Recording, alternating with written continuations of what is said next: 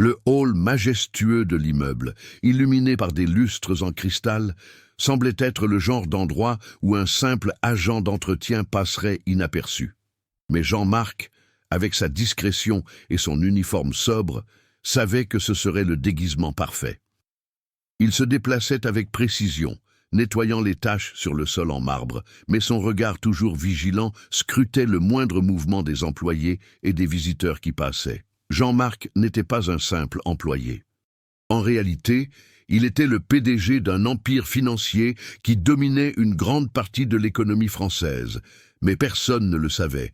Sous son déguisement d'agent d'entretien, il se cachait pour comprendre comment les gens le percevaient réellement, ou plutôt, comment ils le traitaient lorsqu'ils ignoraient sa véritable identité. Le regard de Jean-Marc se fixa sur la réceptionniste, Sophie.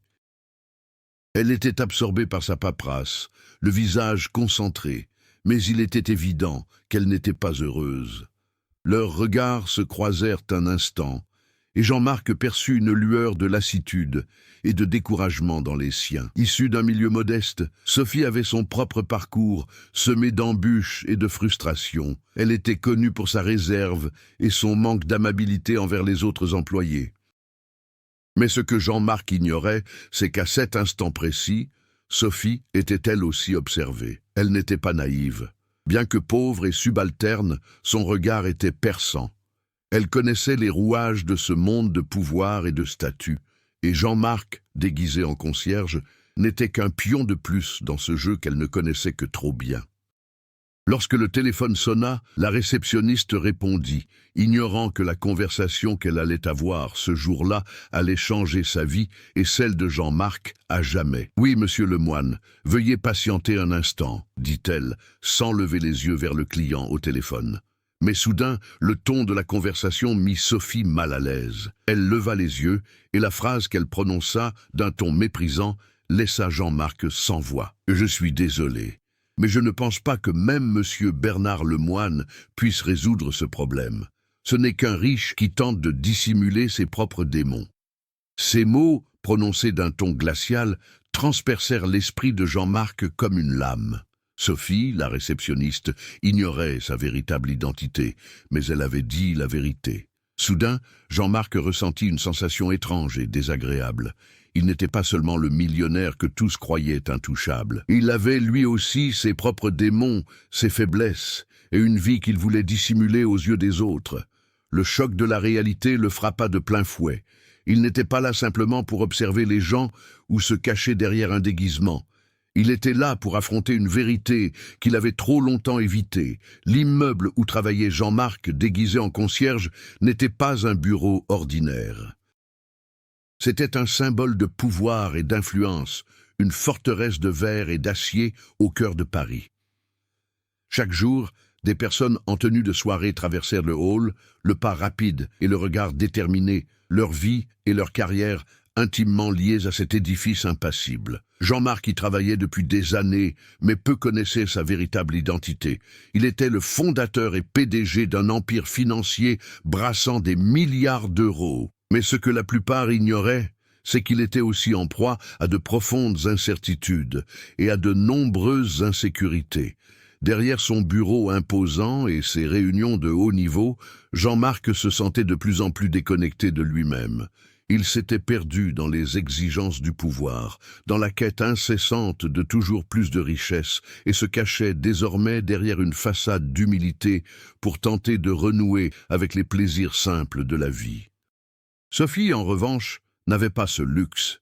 Prisonnière d'une routine monotone, elle était réceptionniste, jonglant entre appels, dossiers et la surveillance constante de ses supérieurs. Elle savait que le système était contre elle. Son salaire était une misère comparé au luxe dont affichaient les millionnaires et les cadres supérieurs. Pourtant, Sophie ne s'était jamais plainte. Pour elle, ce travail était un moyen de survie, pas un tremplin vers une vie glorieuse. Elle avait des rêves, certes, mais elle avait appris à se faire discrète et à ne rien attendre de plus que le strict minimum. La vérité, c'est que, même s'ils vivaient dans le même immeuble, leur réalité était diamétralement opposée.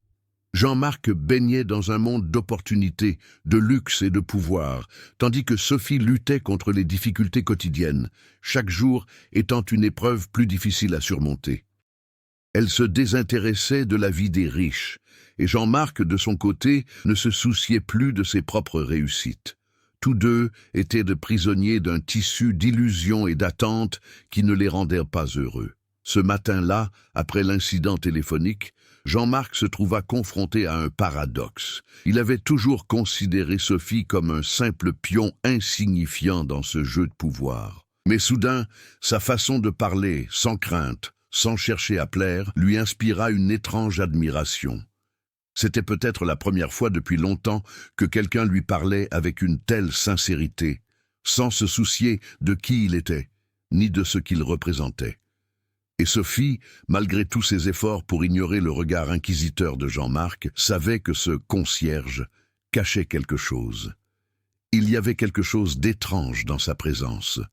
Quelque chose qui la faisait se demander s'il en savait plus, qu'il ne le devait sur sa vie, sur ses frustrations, ses désirs et ses échecs.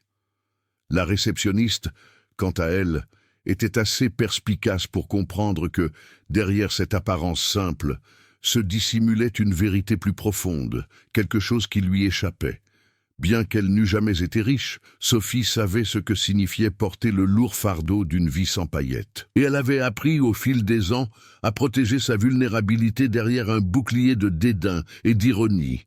C'était peut-être pour cela qu'elle lui avait parlé ainsi. Elle n'éprouvait ni peur ni respect pour ce genre d'homme. À ses yeux, il n'était qu'un autre visage du système qui l'avait emprisonné. Pourtant, quelque chose dans sa remarque, lancée si abruptement, avait marqué Jean-Marc à jamais. Sophie se sentait maîtresse de la situation, mais elle ignorait que ses paroles avaient semé le doute, un doute qui ne tarderait pas à s'emparer du millionnaire.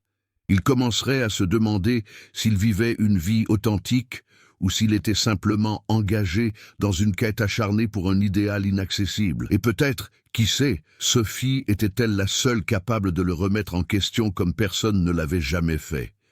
Les jours suivants, Jean-Marc ne cessait de penser à Sophie. La réceptionniste, avec son esprit vif, avait été une révélation inattendue. Il comprit que, malgré le luxe et le pouvoir que pouvait avoir sa vie, il lui manquait quelque chose d'essentiel, et Sophie semblait le comprendre, même sans savoir qui il était vraiment. Ce sentiment de vide l'envahissait de plus en plus. Il commençait à comprendre que le monde qui l'entourait, malgré son faste et son apparat, n'était qu'une façade. Tout ce qu'il avait accompli dans la vie semblait s'évaporer devant la vérité crue qu'il avait perçue dans la remarque de Sophie. Sa vision du monde, forgée du haut de son empire, était remise en question par une réceptionniste qui, aux yeux de beaucoup, ne valait rien. Mais pour lui, elle était devenue le symbole de ce qu'il cherchait en vain, l'authenticité. Sophie, de son côté, sentait que quelque chose clochait depuis l'apparition de ce mystérieux concierge. Elle commença à lui prêter davantage attention, même si elle feignait l'indifférence. Elle savait que son comportement avait quelque chose d'étrange, quelque chose qui ne correspondait pas à celui d'un simple employé. Peut-être était-ce sa façon de se déplacer, ou le fait qu'il semblait plus attentif à son environnement que n'importe quel autre employé de l'immeuble. Mais elle ne pouvait ignorer que cet homme déguisé en concierge observait tout le monde plus qu'il ne faisait son travail. Le comportement de Jean-Marc devenait de plus en plus étrange. Il apparaissait plus souvent dans le hall, toujours avec son balai et sa serpillière, mais son regard semblait errer dans les autres recoins du bâtiment, comme s'il cherchait quelque chose d'introuvable. À chaque conversation qu'il surprenait, à chaque sourire forcé qu'il apercevait, il se sentait un peu plus détaché de lui-même. Il n'observait plus seulement les autres. Il s'observait lui-même, cherchant à comprendre ses motivations, ce qui le poussait à poursuivre sans relâche sa quête de pouvoir et de contrôle. C'est un de ces matins où le hall était particulièrement vide que Jean-Marc aborda Sophie. Elle rangeait des papiers derrière son comptoir, la tête baissée, lorsqu'elle entendit un léger coup sur la table d'accueil. « Sophie, dit-il d'une voix plus douce qu'elle ne l'avait imaginé, il faut que je te parle. » Elle leva les yeux, surprise. Non pas qu'elle fût totalement indifférente, mais il était rare que des cadres supérieurs lui adressent la parole en dehors de son cadre professionnel. Et lui, déguisé en agent d'entretien, semblait s'approcher d'elle avec un but précis. « Avez-vous quelque chose à me dire ?» demanda-t-elle, incapable de dissimuler une légère pointe de suspicion. « hésita Jean-Marc, cherchant ses mots. « Je veux savoir ce que vous vouliez dire ce jour-là. À propos de mon frère, Bernard Lemoine. Qu'avez-vous dit au téléphone ?» Sophie fronça les sourcils. Elle n'avait aucune idée de ce dont il parlait. « De quoi ?» demanda-t-elle, gardant son calme. Jean-Marc sentait que quelque chose d'étrange planait. Sophie le provoquait, mais il ne savait pas comment réagir. Il était là, dans sa plus grande vulnérabilité, hors de contrôle, et cela le déstabilisait comme jamais auparavant. Il la regarda droit dans les yeux, essayant de comprendre ce qui se passait dans sa tête. « Tu as parlé de démons, tu as parlé de mon frère, de choses qu'il ne peut pas supporter. Savais-tu quelque chose que j'ignorais, Sophie ?» Malgré son désir de garder ses distances, ne put s'empêcher de répondre. « Vous êtes bien plus qu'un millionnaire, n'est-ce pas ?» dit-elle avec un sourire ironique. « Ne me racontez pas d'histoire, je sais qui vous êtes, mais vous ne savez pas qui je suis, et vous ne le saurez peut-être jamais. » La tension était palpable. Ils jouaient tous deux à un jeu dont les règles semblaient encore obscures. Jean-Marc se sentait plus perdu que jamais, mais il savait aussi que cette confrontation recelait quelque chose de profond et de révélateur. Sophie, avec sa sincérité déconcertante, était parvenue à l'atteindre comme personne d'autre. Le conflit ne faisait que commencer, et même s'il ne le savait pas encore, la bataille qu'il menait à présent serait bien plus importante que n'importe quel empire financier qu'il pourrait bâtir. Les jours suivants accentuèrent la tension entre Jean-Marc et Sophie. Bien qu'il continuât à se faire passer pour un concierge, sa présence dans le hall ne passait plus inaperçue. Leurs échanges devinrent plus intenses et complexes, et une atmosphère étrange planait sur l'immeuble. Jean-Marc savait que sa simple présence, son observation et son écoute ne suffisaient plus. Il voulait comprendre Sophie. Il voulait découvrir ce qui la rendait si résiliente, si insensible à son statut, à sa fortune. Sophie, de son côté, ne pouvait plus ignorer l'obsession grandissante de Jean-Marc. Il était partout, l'observant de loin, et elle le sentait. Chaque regard furtif, chaque geste énigmatique accentuait son malaise. Elle commença à se demander ce qu'il savait, ce qu'il cherchait à découvrir. Sophie n'était pas naïve. Elle savait que Jean-Marc n'était pas un simple concierge. Sa façon de l'observer, sa façon de lui parler, ne correspondait pas au rôle qu'il essayait de jouer. Pendant ce temps, une intrigue secondaire se tramait dans l'ombre. La véritable raison de la présence de Jean-Marc dans le hall commençait à se dévoiler. Il n'était pas là simplement pour se cacher du monde. Il était là pour fuir une réalité qui l'écrasait. Son frère, Bernard Lemoine, devenait une menace grandissante. Bien que Jean-Marc fût le PDG d'un empire pesant des milliards de dollars, Bernard, son frère aîné, avait toujours eu une longueur d'avance, une figure dominante qui éclipsait même ses réussites. Ce que personne ne savait, c'est que leur relation était tendue, marquée par des années de rivalité et de secrets enfouis. Jean-Marc refusait d'affronter la vérité concernant son frère, mais désormais, plus que jamais, il savait qu'il devait agir pour régler la situation. La présence de Sophie, avec ses paroles acerbes et déstabilisantes, le força à se confronter à ce qu'il repoussait depuis des années, la rivalité avec Bernard, une lutte interne pour le pouvoir qu'il ne pouvait plus ignorer. De son côté, Sophie avait aussi ses propres problèmes. Bien que sa vie fût simple, elle n'était pas à l'abri des pressions et des tensions de son environnement. Elle vivait avec le sentiment constant que ses ambitions avaient été brisées, que son destin était scellé dans un cycle de travail et de médiocrité. Cependant, sa rencontre avec Jean-Marc fit émerger quelque chose de nouveau. Elle ne savait pas exactement quoi, mais quelque chose en elle changeait. C'était comme si, face à ces provocations, elle commençait à voir le monde différemment. Elle comprit qu'elle pouvait être plus que la simple réceptionniste que les gens voyaient, qu'elle pouvait briser les chaînes qui la retenaient à sa place. Le dilemme de Sophie s'éclaircissait peu à peu. Elle se sentait tiraillée entre le besoin de se protéger et l'attirance qu'elle éprouvait pour quelque chose de plus grand, quelque chose qu'elle ne comprenait pas pleinement. Jean-Marc bouleversait son existence, mais elle ressentait aussi un lien avec lui, une étrange empathie qu'elle ne pouvait ignorer. N'ayant jamais eu le luxe de remettre en question sa situation, elle se trouvait désormais face à un dilemme. Parviendrait-elle à surmonter les barrières que la société lui avait imposées? Et si oui, quelles en seraient les conséquences pour elle et pour le monde qui l'entourait? Alors que le conflit entre Jean-Marc et Sophie s'intensifiait, l'empire de Jean-Marc commençait à s'effondrer. Son frère, Bernard, le pressait de reprendre le contrôle total des entreprises familiales. Mais Jean-Marc était désormais pris entre le poids de l'empire et les sentiments contradictoires nés de sa relation avec Sophie. Que faire? Continuer sa quête de pouvoir comme toujours, ou se permettre de remettre en question tout ce qu'il avait accompli? Le doute rongeait sa confiance, et ce qu'il craignait le plus, c'était de tout perdre, y compris lui-même. Sophie, de son côté, commençait à percevoir plus clairement à quel point le système qui l'entourait pouvait être manipulateur et corrompu. Elle comprenait désormais que son combat n'était pas seulement contre le système, mais aussi contre les fantômes mêmes qui la hantaient. La réceptionniste prenait de plus en plus conscience de ses propres choix, de ses propres limites et des obstacles qu'elle devait surmonter, non seulement pour changer de vie, mais aussi pour se libérer des chaînes du passé. Le conflit interne des deux personnages était sur le point de converger de manière inattendue, mais il restait encore beaucoup à révéler.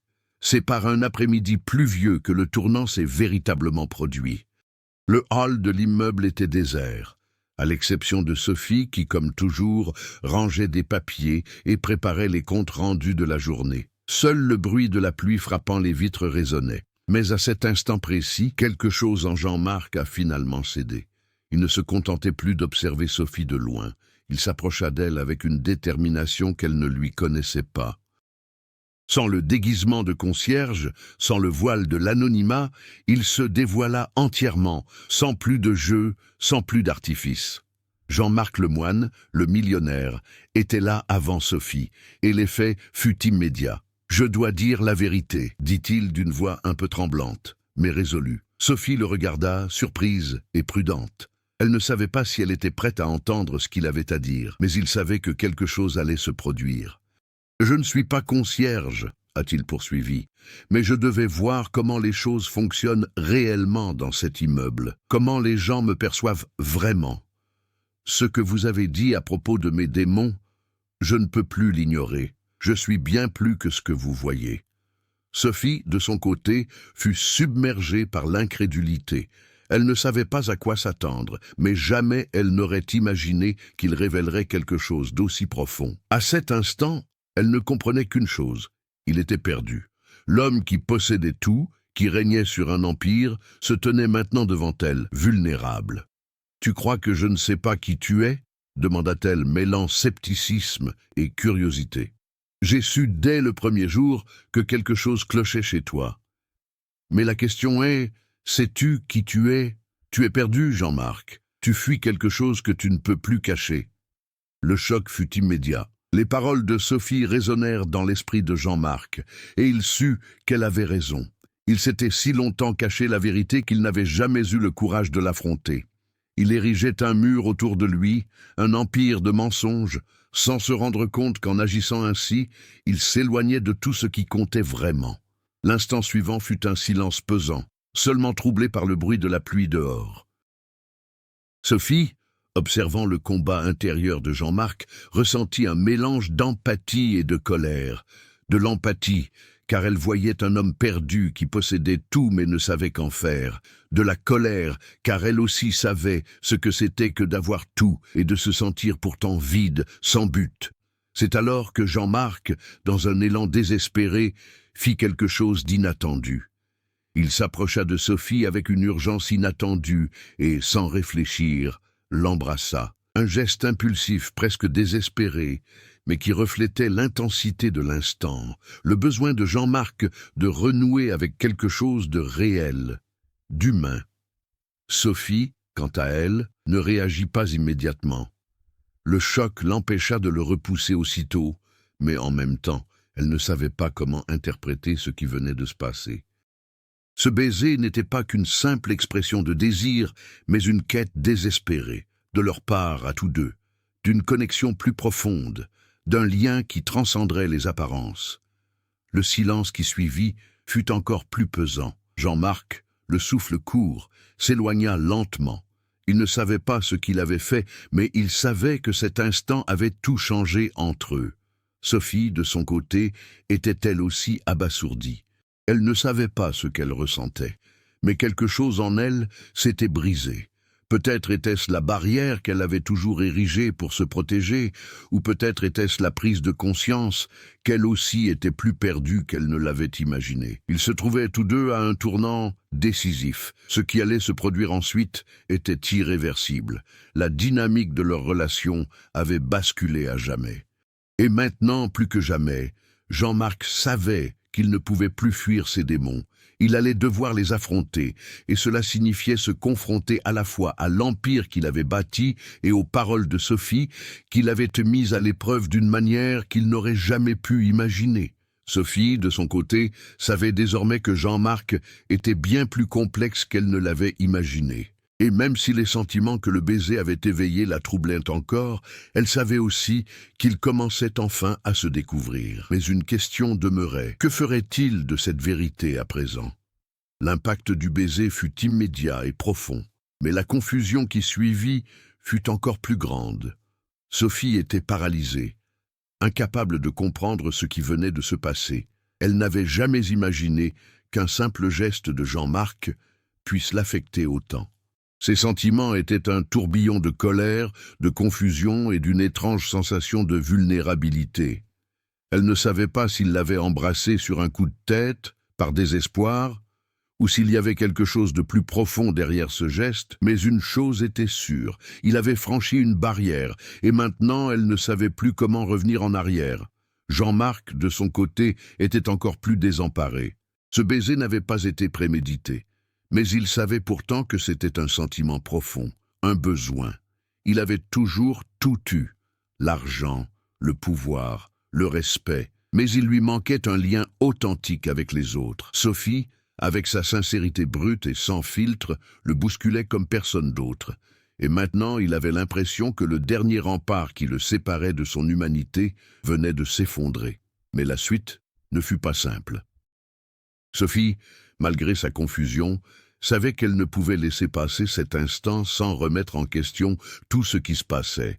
Elle ressentait un mélange de colère et de trahison, non pas parce que le baiser était forcément une mauvaise chose, mais parce qu'il symbolisait tout ce qu'elle avait fui toute sa vie. Elle était habituée à être ignorée, à n'être considérée que comme un objet insignifiant, mais Jean-Marc, d'une manière ou d'une autre, avait perçu en elle quelque chose de plus. Et cela la mettait mal à l'aise, la rendait vulnérable. « Pourquoi as-tu fait ça ?» demanda Sophie, brisant enfin le silence. Sa voix était tendue, mais il y avait une certaine fragilité dans ses mots. « Pourquoi m'as-tu embrassé comme ça, sans prévenir, sans aucune explication ?» Jean-Marc la regarda, ressentant le poids de ses paroles. Il savait qu'il avait franchi une limite, mais il ne savait pas comment expliquer le besoin profond qui l'avait poussé à agir ainsi. Je ne sais pas. Peut-être parce que d'une certaine manière, tu es la seule à me voir tel que je suis, Sophie. Je ne suis pas seulement le millionnaire que tout le monde admire, ni l'homme d'affaires impersonnel. Je suis perdu. Et toi, tu me l'as fait comprendre. Sophie le fixa un instant, tentant de comprendre ses paroles. Elle avait envie de crier, de renvoyer Jean-Marc et de reprendre le contrôle de la situation. Mais d'une certaine façon, ce qu'il disait avait du sens, et cela la plongeait dans un désarroi encore plus grand. Elle sentait que, d'une certaine manière, ce baiser avait été un cri de désespoir partagé par eux deux, un appel silencieux à autre chose, à un changement, à une échappatoire au cycle des vies prédestinées. Mais la vérité était là, crue et indéniable. Sophie savait que c'était un jeu dangereux, et que si elle laissait cet instant être le point de départ de quelque chose de plus profond, elle risquerait tout. Elle était parfaitement consciente de sa propre réalité. Elle savait que Jean-Marc était encore un homme prisonnier du pouvoir et du statut, et même s'il laissait transparaître une certaine vulnérabilité, elle ne pouvait pas lui faire entièrement confiance. Il était perdu, mais cela ne signifiait pas qu'elle devait l'être aussi. « Je ne suis pas une distraction pour toi », dit Sophie fermement. « Je ne suis pas quelqu'un avec qui tu peux jouer. Si tu veux vraiment changer, prouve-le. Mais je ne serai pas ta soupape de sécurité, Jean-Marc. Tu devras affronter tes propres démons seul. » Jean-Marc ressentit tout le poids de ces mots, et ils le frappèrent plus fort qu'il ne l'avait imaginé. Il savait qu'elle avait raison. Il ne pouvait plus se servir de Sophie comme d'une échappatoire à ses propres peurs. Il lui faudrait affronter ses propres dilemmes, ses propres traumatismes, sans compter sur personne. Cependant, les paroles de Sophie avaient creusé un fossé entre eux. Jean-Marc comprit qu'en tentant de se rapprocher d'elle de façon si intense et soudaine, il l'avait forcée à accepter quelque chose qu'elle n'était pas prête à faire. La distance qui existait entre eux avant le baiser lui paraissait désormais encore plus grande. Elle avait raison de rester prudente et de ne pas lui laisser reprendre le contrôle de la situation. Sophie savait que le moment qu'elle avait partagé avec lui n'était pas une fin, mais le début d'une nouvelle étape pour tous les deux. Elle ignorait ce que l'avenir lui réservait, mais elle savait que son propre parcours était en train de changer. Elle ne serait plus la femme invisible, la réceptionniste muette. Elle était devenue une pièce du puzzle de Jean-Marc, d'une manière que personne n'aurait pu imaginer. Jean-Marc, quant à lui, était plus perdu que jamais, mais aussi plus conscient de lui-même.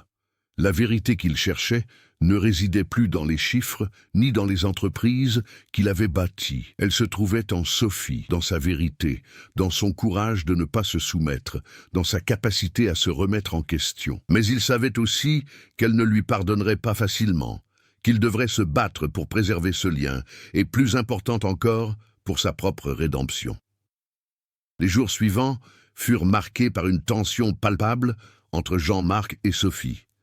Tous deux étaient conscients de la transformation qui s'était opérée entre eux, mais ils savaient aussi que pour qu'une relation authentique et durable puisse naître, ils devaient affronter les barrières qui les séparaient. Pour Jean-Marc, le chemin à parcourir était ardu. Il savait qu'il ne pouvait plus se cacher derrière sa richesse, son statut social, ni ses faux-semblants. Ce qu'il redoutait le plus, ce qui l'avait si longtemps tenu à l'écart de la vérité, c'était ce sentiment de vulnérabilité qui l'envahissait désormais. Jean-Marc avait passé sa vie à accumuler pouvoir et richesse, persuadé que cela lui donnerait le contrôle absolu. Mais à présent, il se retrouvait pris au piège d'un écheveau de questions dont il ignorait comment se sortir.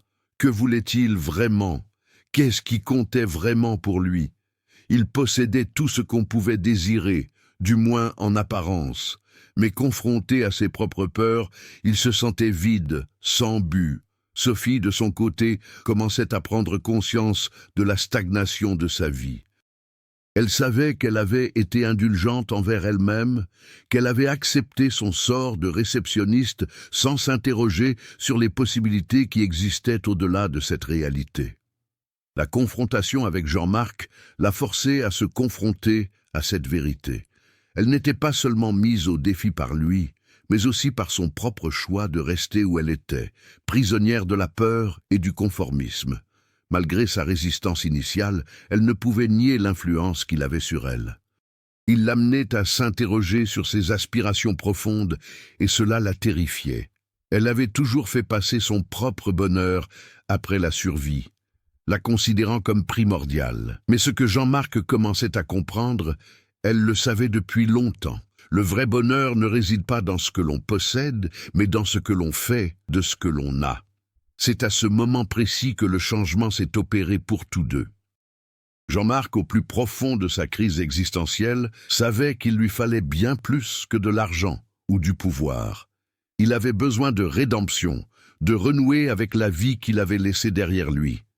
Mais comment y parvenir, lui qui ne connaissait que le monde du luxe et de la compétition?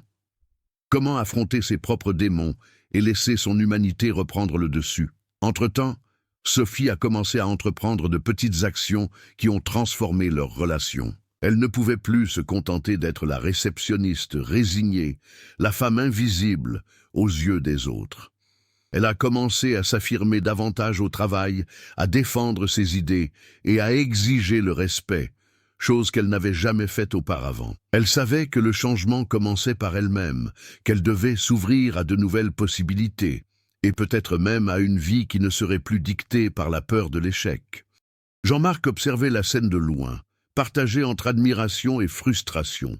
Lui qui avait toujours tout maîtrisé, se sentait désormais impuissant face à la force de Sophie. Il comprit qu'elle, par sa simplicité et son courage, possédait ce qu'il avait toujours désiré, l'authenticité.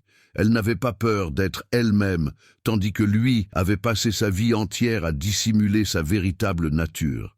La première étape de la transformation de Jean-Marc fut d'accepter l'échec. Pour la première fois, il chercha à lâcher prise sur le contrôle absolu qu'il avait toujours recherché. Il commença à déléguer davantage de responsabilités à ses collaborateurs, à être plus à leur écoute et à solliciter différents avis. Il se mit à s'interroger sur le sens du succès à ses yeux. Était-ce le pouvoir, la richesse, ou bien une véritable connexion avec les gens? Sophie, de son côté, commençait à se libérer de sa peur. Elle ne savait toujours pas ce qu'elle voulait de la vie, mais elle sentait qu'elle ne pouvait plus continuer à vivre sans passion ni but.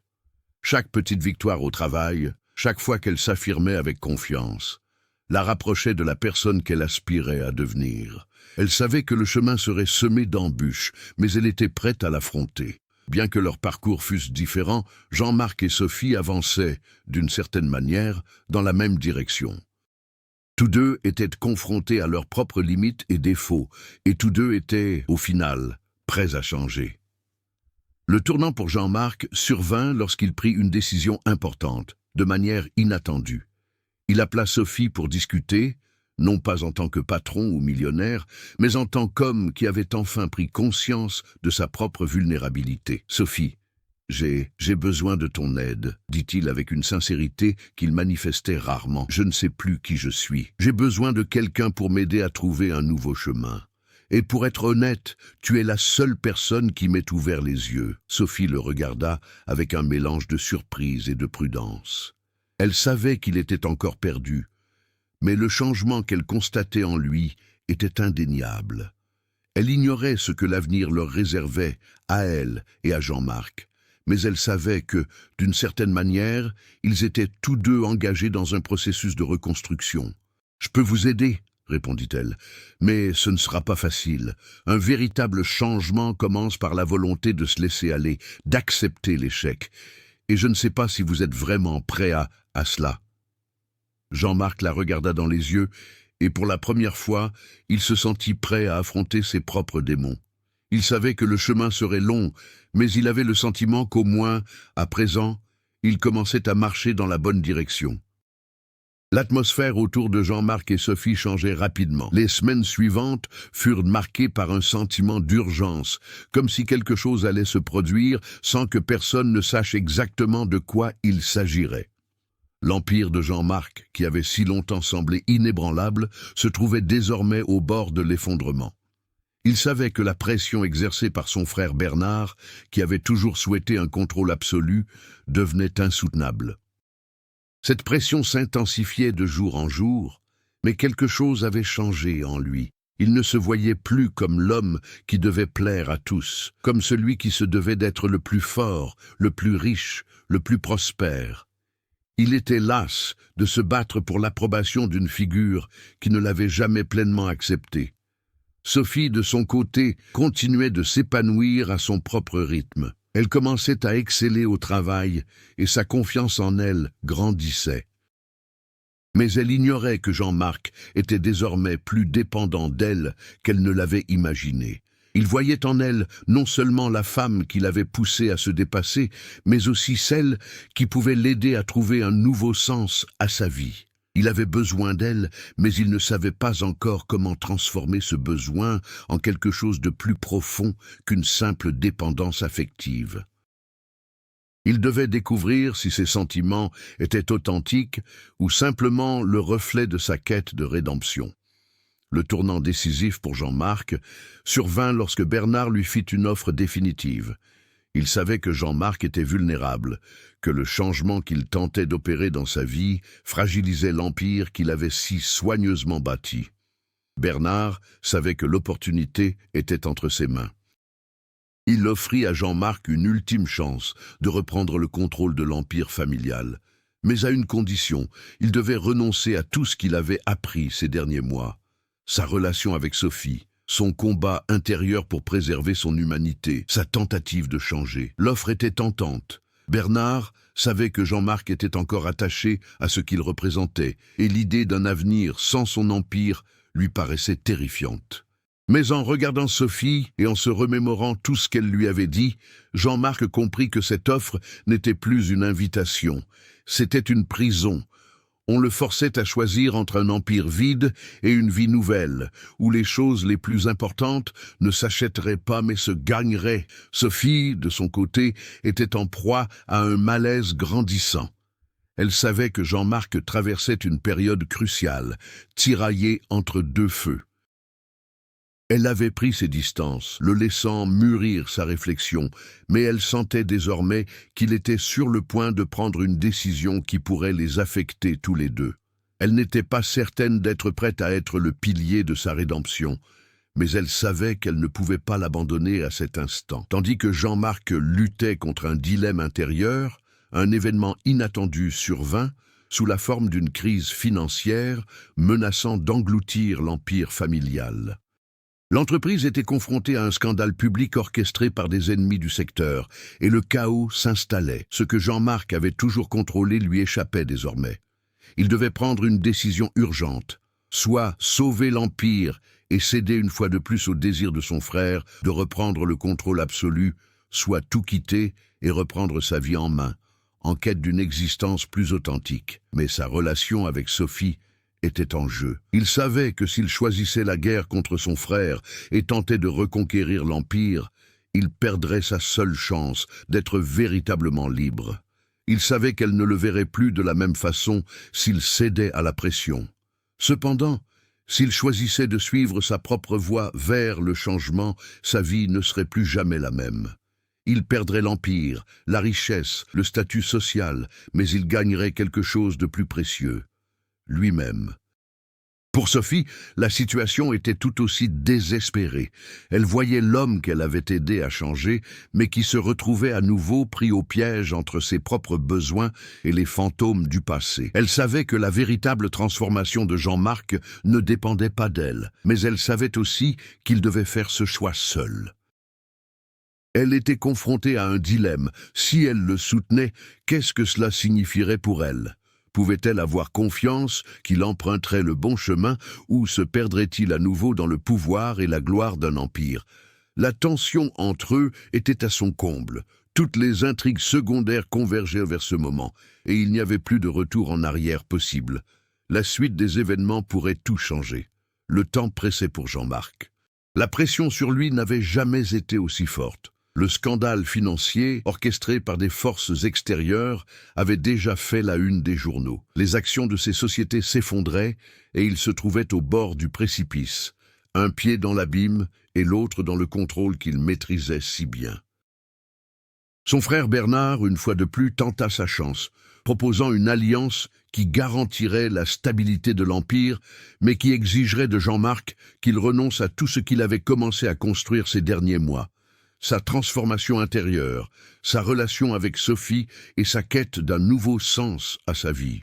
Jean-Marc se tenait dans une pièce froide et impersonnelle, au sommet de l'un de ses gratte-ciel, contemplant la ville en contrebas. Il s'était toujours senti au sommet du monde, mais à présent, tout lui paraissait lointain, insignifiant. Le poids du choix qu'il devait faire l'écrasait. Sa relation avec Sophie, sa transformation personnelle, tout cela semblait dérisoire, comparé au pouvoir et à la richesse qu'il avait perdue, ou peut-être était-ce précisément ce qu'il avait trouvé au cours de son parcours. Une part de lui savait qu'il devait quitter l'Empire, emprunter la voie la plus difficile mais la plus authentique, et avoir confiance que sa vie ne dépendrait plus de l'argent ni du statut social.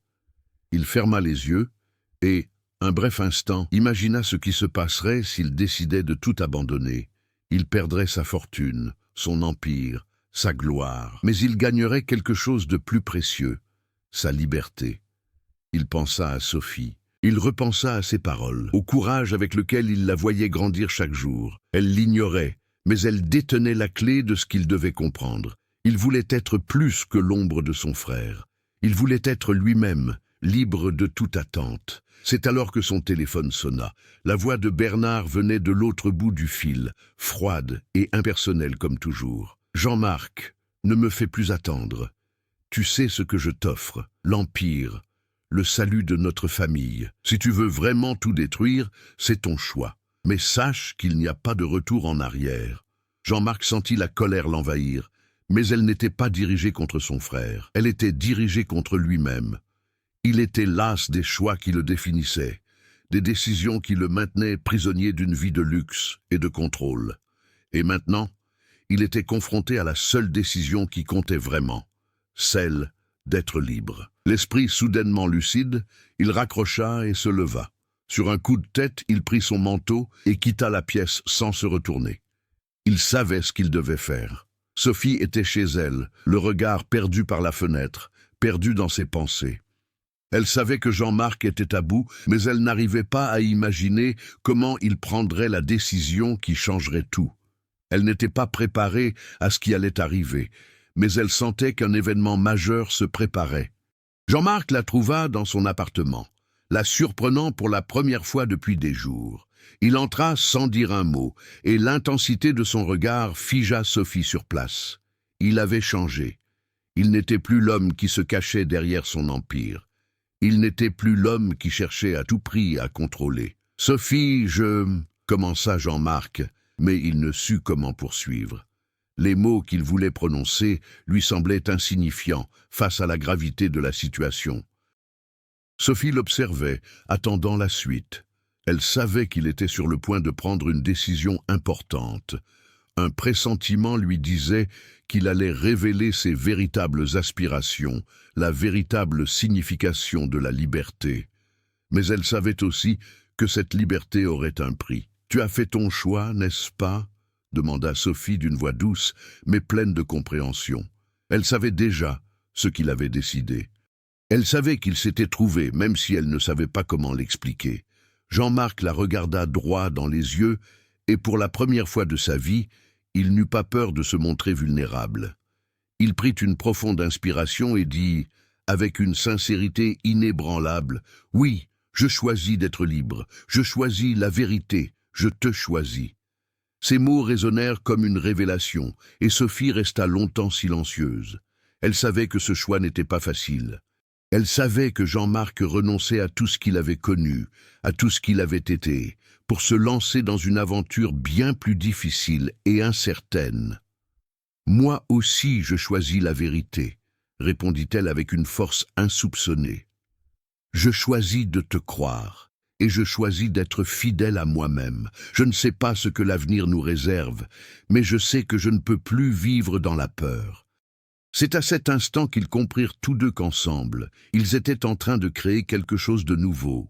Ce n'était pas simplement de l'amour ou une simple connexion.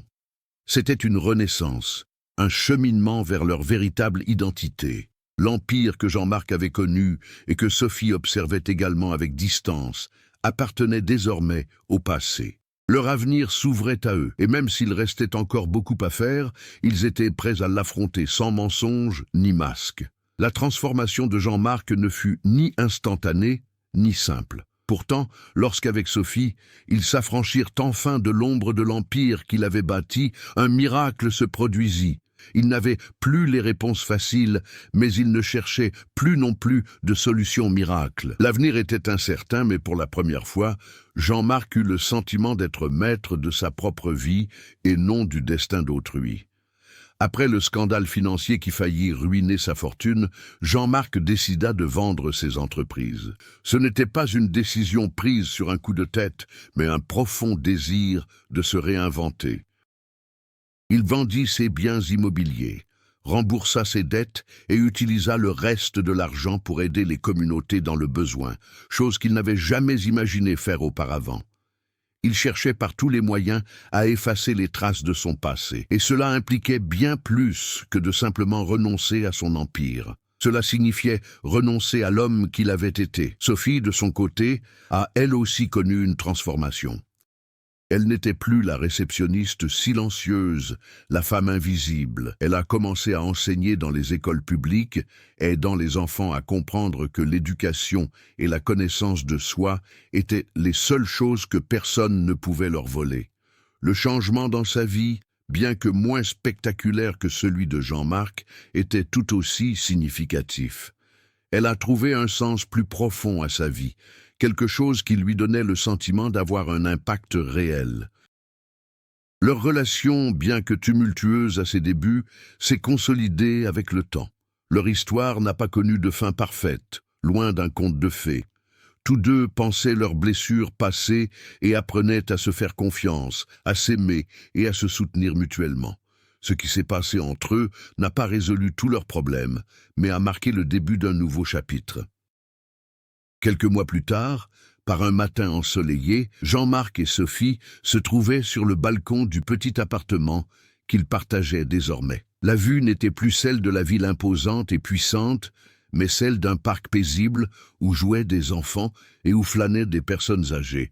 Ils n'étaient plus entourés de richesses, mais ils avaient le sentiment d'avoir trouvé quelque chose de bien plus précieux, la paix. « Je n'aurais jamais cru qu'on en arriverait là », dit Jean-Marc, en regardant Sophie avec un doux sourire. « Je pensais que ma vie devait être une question de contrôle, d'argent. Mais maintenant, je crois que la vraie liberté réside dans le fait d'être soi-même. » Sophie le regarda avec tendresse, éprouvant une sérénité qu'elle n'avait jamais connue. « Je ne pensais pas non plus que nous en arriverions là. Mais nous y sommes, et c'est peut-être ce qui compte le plus. » Jean-Marc prit la main de Sophie et la serra fort, comme s'il avait besoin de se rappeler ce qui comptait vraiment. Ni les richesses, ni le statut social, ni l'empire, mais le lien qui les unissait et leur capacité à se réinventer. Le soleil brillait sur eux et l'avenir semblait plus prometteur que jamais. Ils savaient que le chemin à parcourir serait encore semé d'embûches, mais ils étaient prêts à les affronter ensemble, d'une manière inédite.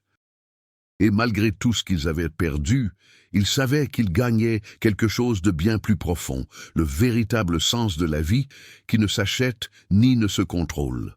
Des années plus tard, Jean-Marc et Sophie continuaient de mener une vie simple mais riche de sens. Ils avaient fondé une petite association qui aidait les jeunes issus de milieux défavorisés à trouver des opportunités grâce à l'éducation et à l'entrepreneuriat. L'empire que Jean-Marc avait jadis bâti n'était plus qu'un lointain souvenir, et il ne se retourna jamais.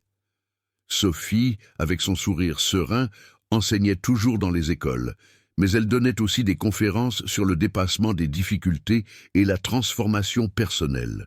Ensemble, ils avaient découvert la vraie valeur de la vie, les liens authentiques et le pouvoir d'un nouveau départ. Si cette histoire vous a plu et que vous souhaitez suivre d'autres parcours de transformation, abonnez-vous pour ne rien manquer. Laissez un commentaire ci-dessous sur l'évolution de Jean-Marc et Sophie, ou partagez-la avec vos amis qui apprécient les histoires de dépassement de soi et de nouveaux départs. N'oubliez pas de vous abonner pour plus de contenu de ce genre. La vie est pleine de surprises, et qui sait ce que l'avenir nous réserve. À bientôt.